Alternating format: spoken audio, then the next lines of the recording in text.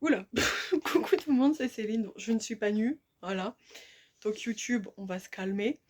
Donc bienvenue dans cette nouvelle vidéo où aujourd'hui je vais vous parler euh, de 3 personnes qui ont totalement chamboulé ma vie à leur manière et qui ont fait que soit soit c'est grâce à eux ou à une certaine personne que je suis ici avec vous, soit ils ont créé un déblocage chez moi ou soit tout simplement ce sont les amis idéaux dont tout le monde rêve en fait.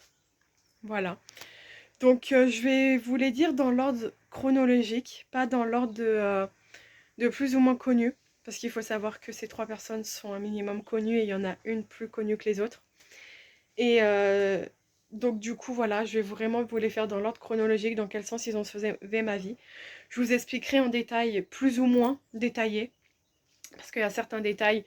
Très peu de mes proches sont au courant de certains détails de certaines choses. Donc je vais pas les raconter non plus pour le moment à des inconnus, on va dire. Donc du coup voilà. Donc je vais lancer le générique et puis on va passer à la vidéo et c'est parti pour le générique.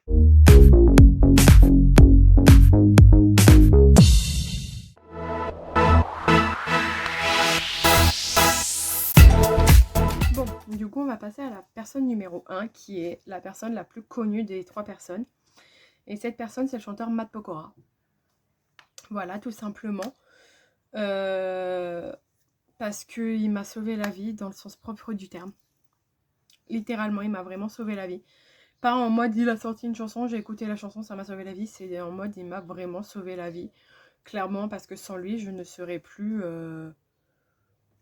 je serais pas là en train de vous faire cette vidéo. Voilà. Après, comme je vous dis, je vais pas rentrer dans les détails parce que c'est encore des détails assez douloureux et traumatisants pour moi au jour d'aujourd'hui. Donc voilà, je vais pas rentrer dans les détails, mais je voulais juste en parler entre guillemets, en cas où si tu vois cette vidéo, pour te dire vraiment un énorme merci. Je te suis vraiment depuis le tout début. Au jour d'aujourd'hui, pour moi, tu es comme un grand frère. J'ai une fierté énorme envers toi parce que tu réalises ton rêve avec ta carrière et tout qui fonctionne. Tu as réalisé un autre de tes rêves, tu es devenu papa. Tu sors avec une femme juste... Enfin, t'es marié, c'est même pas tu sors, t'es marié à une femme juste extraordinaire, merveilleuse et sublime. Vous êtes un couple merveilleux, vos bébés, vos petits bouts de chou, ils sont sublimes. Donc voilà, encore merci. Vraiment, encore merci pour, tout. Et puis, de toute façon, dans tous les cas, tu sais très bien que quoi qu'il arrive, je serai là jusqu'au bout. Bisous.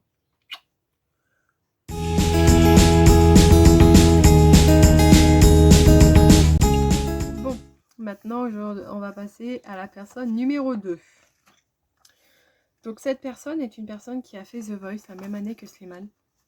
Je vous précise la même année que Slimane parce que moi, les saisons, etc., je suis complètement paumée. Je crois que c'est la saison 5 ou la saison 6 qu'il a fait. Un truc du genre. Dans ces eaux-là. Je suis complètement paumée. Et donc, ouais, du coup, cette personne s'appelle Lucas Abdul. Donc lui, il a changé ma vie, j'irai 2 fois. Parce qu'au moment où je tourne cette vidéo-là, nous sommes le 22 juin, hier c'était la fête de la musique. Et il a changé ma vie une fois de plus hier soir. Donc ça, je vous le dirai du coup par la suite. Donc du coup, Lucas, moi, je l'ai connu comme beaucoup de gens au niveau de The Voice. Et j'ai tout de suite été hypnotisée par lui en fait. J'ai tout de suite été hypnotisée, je l'ai suivi au niveau des réseaux sociaux, etc. Puis un jour, je l'ai rencontré.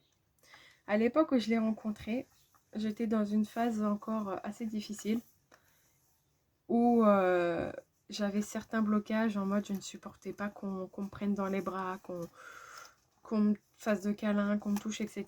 Il faut savoir que Lucas c'est quelqu'un de très démonstratif au niveau du regard ou même qu'il est très tactile en fait. Et du coup, la première fois que je l'ai rencontré, parce que évidemment j'avais un peu parlé avec lui, etc. Je l'avais déjà vu une fois, mais j'avais même pas osé aller le voir en fait, tellement que j'étais hypnotisée par lui et que j'avais même pas osé aller le voir la première fois que je l'avais vu. Donc du coup, on va dire la deuxième fois que je l'ai vu. Donc on avait discuté un peu avant, il a été passé dans une émission avec l'ancienne standardiste de Coé, Bérénice. Et je l'avais eu au téléphone, j'avais expliqué, il me fait bah, la prochaine fois qu'on se verra, je te prendrai dans mes bras et tout, etc. Sur le coup, j'étais là en mode ah, trop bien et tout. Sauf que j'étais avec une personne qui me regarde en mode je te prendrai dans mes bras. Et là, j'étais là en mode ah, shit, comment on va faire?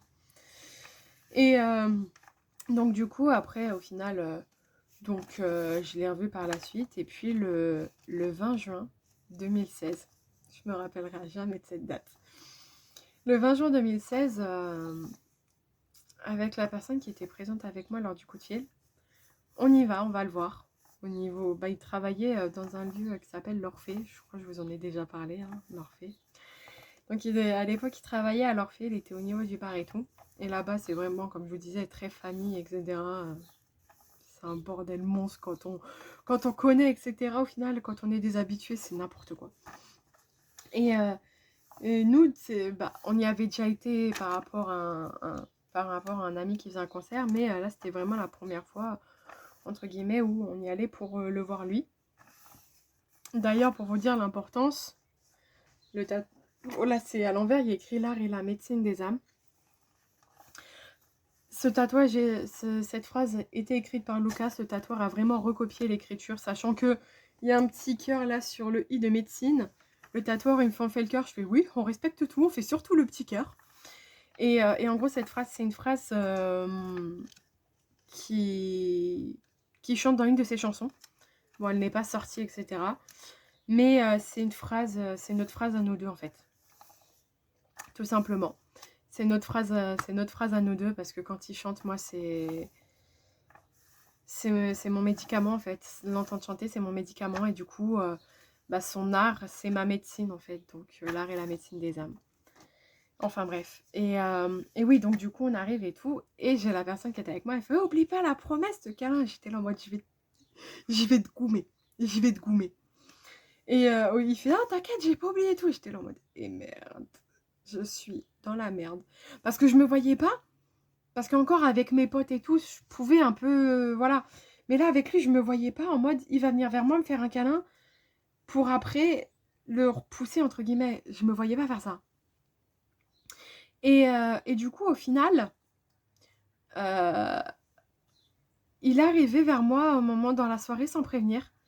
Il m'a pris dans ses bras. Et je sais pas pourquoi, je suis restée un temps incalculable. J'ai dû rester au moins plusieurs minutes dans ses bras. La personne qui m'accompagnait m'a regardée en mode « Mais qu'est-ce qui se passe ?» Et elle le regardait en mode « Qu'est-ce que tu lui as fait ?» Parce que je sais pas pourquoi, j'étais dans ses bras, j'étais bien, je me sentais en sécurité. C'est trop bizarre. Et en plus, il faut savoir que lui et moi, on a un lien assez particulier. Dans le sens où, quand il est pas bien, je le ressens. Quand il est heureux, je le ressens. Il y a 2 ans, je crois peut-être. Je crois que c'est ça, vers ces eaux-là, il y a 2 ans. Il est tombé gravement malade. Après, je sais pas si... Voilà, je vais pas rentrer dans les détails. Mais je sais que pendant toute cette période de maladie, je peux vous dire que moi, physiquement parlant, mentalement parlant, j'étais inexistante. Je n'étais pas là. Sur le coup, au début, je ne savais pas qu'il était malade. Je l'ai appris par la suite, hein, etc., par rapport au niveau des proches, machin, etc. Je l'ai appris par la suite qu'il était malade, mais je savais qu'il y avait un problème. Et mon corps, ma tête, mon âme même, limite, n'allait pas bien. Il était malade. sévèrement malade et j'étais vraiment pas bien. C'est comme si moi aussi c'est comme si j'étais malade avec lui sans avoir la maladie. En fait, j'ai limite les symptômes, mais sans avoir la maladie. C'est un peu comme si, genre, moi, prenant les symptômes, ça atténue un peu sa maladie en fait. C'est trop bizarre comme lien. C'est un peu un lien de jumeaux, alors qu'on n'est pas du tout jumeaux, quoi. Tout simplement. C'est comme ça que je le vis un peu, genre, on a un lien de jumeaux. On n'est pas jumeaux, mais vraiment, on a vraiment un lien très très fusionnel. Et puis de toute façon, à chaque fois qu'on se voit, dans tous les cas, il le dit que je suis là depuis le début et je lui réponds, je serai là jusqu'à la fin et même après, parce que quoi qu'il arrive, mon cœur, mon âme tout entière restera à ses côtés pour le soutenir tout simplement. Quoi qu'il arrive, je serai toujours là pour le soutenir. J'ai fait des dingueries pour lui, hein, pour aller le voir sur scène, le soutenir, être présente, pour le voir heureux. J'ai... Voilà, je lui ai fait je crois peut-être un des plus beaux cadeaux que je pouvais lui faire en fait. Et tout ça, c'était pour le voir heureux parce que je sentais qu'il était triste, qu'il était mal. Et moi, tout ce que je voulais, c'était vraiment qu'il soit heureux. Et du coup, ouais, je lui ai fait vraiment un cadeau, une dinguerie comme cadeau, quoi.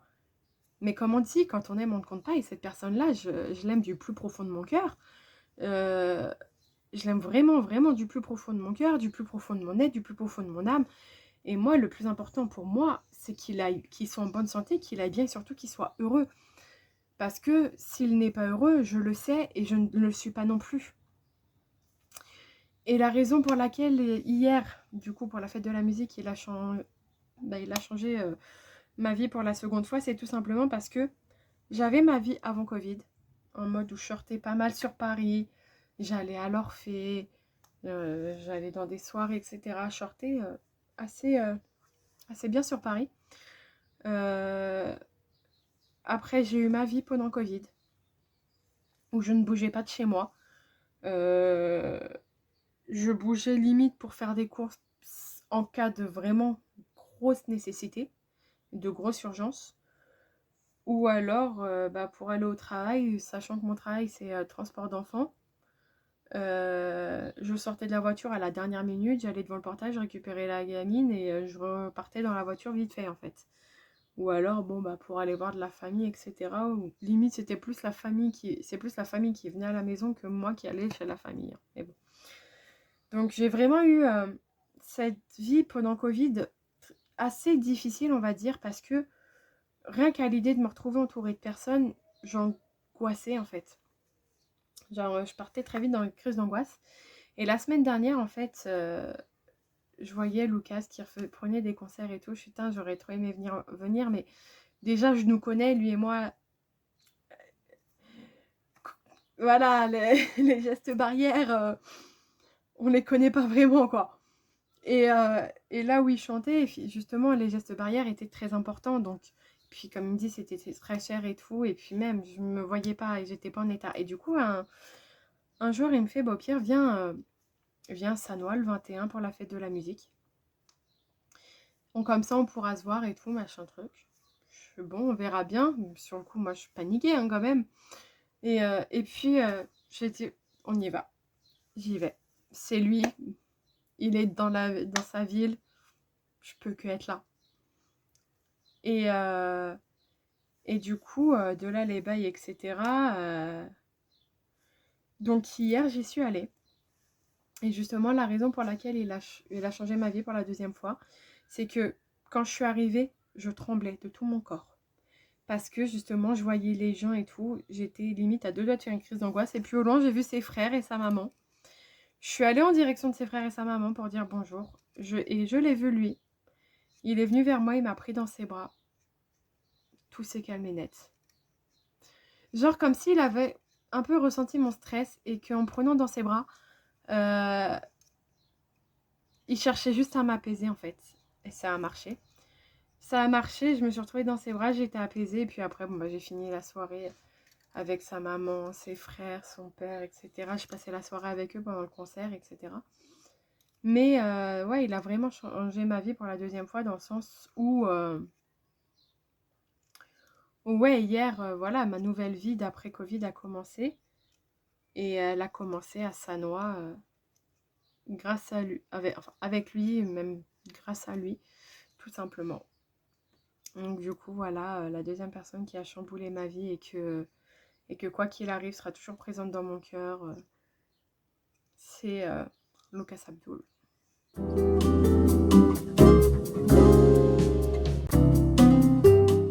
Et du coup, on passe à la troisième personne qui a chamboulé ma vie. Donc cette personne, c'est pareil, elle est tatouée sur ma peau. Il faut savoir que ce n'est pas son prénom, c'est un pseudonyme et la signification du pseudonyme me parle beaucoup, d'où le fait que j'ai fait tatouer le pseudonyme. Et cette personne, donc, bon là c'est écrit à l'envers, donc voilà, mais elle s'appelle D-Joyce. Il a fait La France a un incroyable talent. Je sais plus quelle saison, je vais pas vous mentir, parce que c'est pas là où moi je l'ai repéré directement. Et en plus il l'avait fait avec un groupe de gospel, il l'avait même pas fait tout seul, donc voilà. Mais c'est une personne qui, elle, l'avait remarqué, était en contact avec lui et tout. Et puis un jour, on a vu qu'il faisait un meet-up. Un meet-up et tout. Et de là, ma proche me dit ouais, vas-y, viens, on y va et tout, machin truc. Je suis bon, bah, si tu veux. Et, et de là, au final, donc, on lui envoie un message et tout, donc il n'y a pas de problème. Donc en gros, le meet-up, il comportait un shooting photo, un concert exclusif et son premier EP en physique. Voilà. Et du coup, de là, les bails, etc. Donc on y va et tout. Donc ça commence par des petites phases questions-réponses et tout. Pour le shooting. Et le shooting, moi, j'ai essayé d'esquiver. Parce que... Parce que... Parce que moi, shooting, à l'époque, c'était deux mots qui n'allaient pas ensemble. Et voilà. Mais je l'ai quand même fait au final parce que j'ai pas pu l'esquiver. Il m'a entre guillemets un peu traîné de force, entre guillemets, hein, je vous dis vraiment. Mais au final, le fait qu'il a insisté, c'est pas plus mal. Parce que ce jour-là, justement, j'étais vraiment, comme je dis, stressée et tout, à l'idée de faire un shooting et tout. Et il y a une photo sur tout le shooting où j'ai réagi en mode je me trouvais vraiment belle. Et je me suis dit, ah ouais, quand même, il y a vraiment un truc. Et donc après, il y a une photo aussi avec lui que je trouve sublime. D'ailleurs, le photographe, il a jamais serré quelqu'un d'aussi fort dans ses bras. Il m'avait fumé, le photographe, à ce moment-là. Et ouais, donc du coup, après, par la suite, au final, on en a beaucoup discuté. Et il faut savoir que ce fameux jour de meet-up, dès le premier eye contact avec D-Joyce, je sais pas pourquoi il s'est créé un truc. Il s'est passé un truc. Je savais que cet homme-là, je pouvais lui faire confiance. Parce que c'est pareil, à l'époque où je l'ai rencontré, je n'avais quasiment pas confiance aux hommes, hein, ou même aux gens en général, tout simplement. Parce que j'avais vu, je pense, la pire part de l'humanité.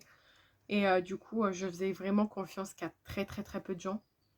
Bon, après, Matt et Lucas, hein, dont je vous ai parlé précédemment, eux, forcément, j'avais forcément confiance en eux, vu qu'ils avaient déjà changé quelque chose dans ma vie. Mais j'avais très peu de confiance aux gens. Bah, encore aujourd'hui, hein, j'ai quand même assez peu confiance aux gens en général, mais lui, il m'a quand même réappris à faire confiance et il m'a montré ce qu'on peut dire la plus belle phase de l'humanité. Bon, après, comme je vous dis, même Matt et Lucas me l'ont montré, hein, que dans l'humanité, il y avait de la lumière, la plus belle phase de l'humanité. Eux aussi, ils me l'ont montré, hein, la plus belle phase de l'humanité. C'est parce que ce sont aussi deux personnes en or. Mais déjà, c'est totalement différent parce que cet homme-là, déjà, on parlait énormément. Je me suis énormément confiée à lui. Et peu importe ce que j'ai pu lui dire, peu importe ce que j'ai pu lui confier, parce que c'est vraiment une des rares personnes, si ce n'est la seule personne qui connaît vraiment en détail ma vie de A à Z. Du plus loin que je me souvienne à aujourd'hui. Voilà. Et peu importe ce que j'ai pu lui dire, il ne m'a jamais jugée. Vraiment, il ne m'a jamais jugée. Il m'a toujours... Oula. Il a toujours été réellement là pour moi. Je sais qu'à n'importe quel moment, je peux me confier, malgré le fait que bon, il est déménagé au Canada, donc évidemment, il y a les décalages horaires, c'est compliqué, mais je sais que si même pendant qu'il dort, je vais lui envoyer un message, je suis pas bien, le lendemain, j'aurai un appel ou quoi que ce soit. Quand j'ai eu mon opération, c'est une des seules personnes qui le jour même m'a demandé en détail comment ça s'était passé, si ça allait, si j'avais pas trop mal. Il voulait tout savoir en détail. C'est une des rares personnes. Bon, après, il y en a qui n'étaient pas au courant que je me faisais opérer, donc c'est logique qu'ils n'aient pas demandé de nouvelles. Mais c'est vraiment celui aussi qui, pas qui m'a poussé à faire l'opération, mais qui m'a... Bah après, il y a eu ma famille hein, qui me soutenait aussi, mais il m'a vraiment soutenue à fond dans mes décisions, dans mon choix. Il est au courant de ma part la plus sombre à l'intérieur de moi. Il ne m'a jamais laissé tomber. Il a toujours été présent, vraiment. C'est vraiment un être humain extraordinaire. Comme je dis très souvent, j'ai ma part d'ombre en moi, mais il fait partie, il est ma part de lumière en fait. Il est ma part de lumière parce que, comme je dis, je peux avoir confiance en lui, je peux lui parler de tout et de rien. Il ne me jugera jamais. Il m'épaulera peu importe les choix que je ferai. Et ouais, c'est juste quelqu'un d'extraordinaire. C'est un être humain que j'aime énormément. Que quoi qu'il arrive, je serai présente à ses côtés jusqu'à la fin. Voilà, c'est clair et net. Je serai vraiment présente à ses côtés jusqu'à la fin parce que voilà, je tiens énormément à lui. J'ai besoin de lui dans ma vie pour justement m'apaiser, pour justement avoir cette lumière qui combat ma part d'ombre. Voilà. Voilà, c'est tout simplement l'ami rêvé en fait. Celui à qui tu peux tout dire. Celui qui sait qu'il peut tout te dire. Et tout ça sans être jugé. Tout simplement. Donc du coup, DJ, je te l'ai déjà dit un milliard de fois. Hein. Merci pour tout, vraiment. Pour tout ce que tu fais, pour ta gentillesse, ta bienveillance, pour tout. Et je t'aime énormément. Mais après, tu sais déjà tout. Voilà. Et puis, bah, de toute façon, on se voit bientôt, j'espère. Un gros bisou. Bon, bah voilà. C'est la fin de cette vidéo. Donc, du coup, je vous ai présenté les 3 personnes. Bon, après, 3 personnes hors famille.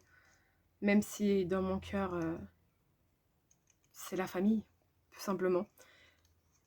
C'est la famille que j'ai choisie. Enfin, ils font partie de la famille que j'ai choisie. Parce que ils m'apportent tous chacun quelque chose. La confiance en moi,